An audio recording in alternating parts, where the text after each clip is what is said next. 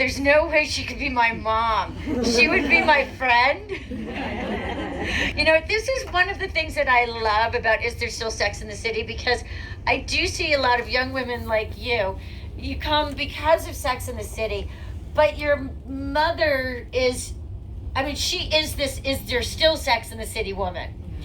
And one thing that happens is this is also a time when a lot of women say, you know what, I've been in a relationship. I've been number two to everybody for the last 20, maybe 30 years. I don't have kids, but if I had kids, I will tell you, my kids would be number one and I'd be like number 20. So that's just human, the way we are as humans and women. But women they've been putting somebody else first, and now it's like a relief. I don't have to do the care and feeding of a relationship. So I found that a lot of women, they are just naturally going to take a break from relationships. And you know what? That's great. That's totally fine and actually normal. Sorry, I didn't date anybody for 5 years after I got divorced. Like, when you've been married and you get divorced, like, most people don't get married thinking, oh, I'm going to get divorced. Like, you really think it is going to last and you have found the love of your life. And when it doesn't work, it rocks your world. Because that thing that you really believed in, you're like, it's not true. And so then it means a lot of other things may not be true as well, and you kind of have to reconstruct your belief system a bit. So that's probably where she is. And if she's doing all these things, I'm sure the one thing that women of my generation know how to do is we know how to date in person. Okay, like we know how to go up to a guy and say, hey. Okay, great. And then one more question. Oh, are you having... Actually, I didn't have a question, but oh, okay. now. Oh, okay. Let's go right here then. Yeah. Okay. Oh, Hi, Candace. Hi. Sorry I was late, but I was working. I feel like, okay, I guess you can hear me okay. I want to tell you a funny story about Sex in the City. Sure. So, my daughter, it was 15, 16 years ago, or whatever, and I used to nurse my baby and have her play while I was watching Sex in the City and thinking the words didn't really matter to her. One day she walked in, toddled in, and said, Mom, what's a blowjob? So we said, yeah, okay, that's good.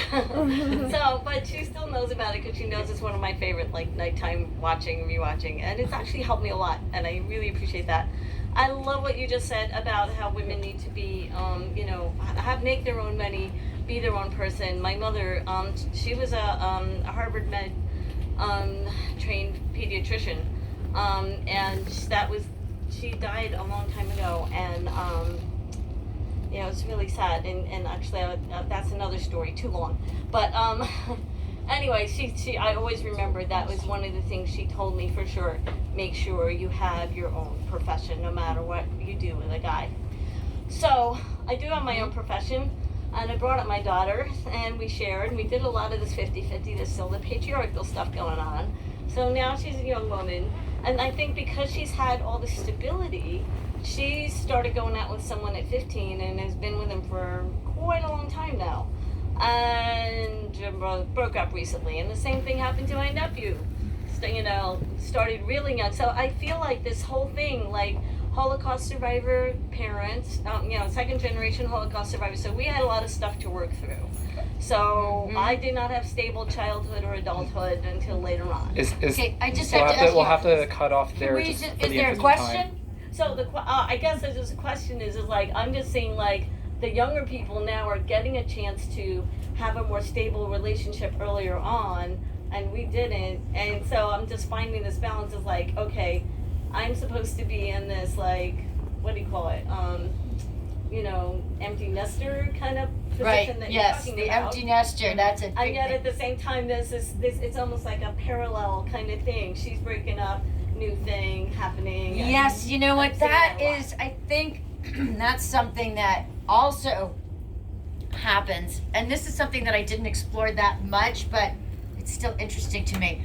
A mother and daughter who are dating at the same time.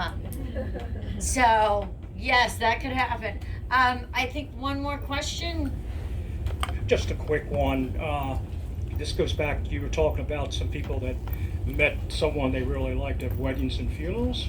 I have quite a few single, widowed and divorced lady friends in their 60s and 70s that are so frustrated trying to meet guys online, trying to meet guys at a social place, trying to meet a guy at an art gallery. Do you have any other recommendations for where these gals should meet guys Other locations. at that age? I think that's another tricky thing about this time, and the reality is that you have to be able to be okay without a partner. You have to be able to be okay alone. You have to be able to sit with yourself and like yourself and be okay with yourself. And that's another